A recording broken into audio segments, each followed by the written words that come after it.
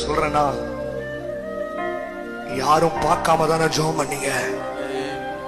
யாரும் பார்க்காம தானே முழங்கால் படிட்டீங்க, யாரும் என் கண்ணீரை பார்க்க கூடாதான பெட்ரூம்ல தாழ் போட்டீங்க, கிச்சன்ல யாரும் பார்க்க கூடாதான ஸ்கிரீனை மூடினீங்க, விசிலோட சத்தத்தோடு சேர்ந்து உங்க அழுகுறலும் கேட்டுச்சுல, பாத்ரூம் டேப்ப ஓபன் பண்ணிட்டு அழுதீங்கல்ல, சத்தத்தை யாரும் கேட்க கூடாது தலகாணிய பொத்திட்டு அழுது இருக்கிறீங்கல்ல,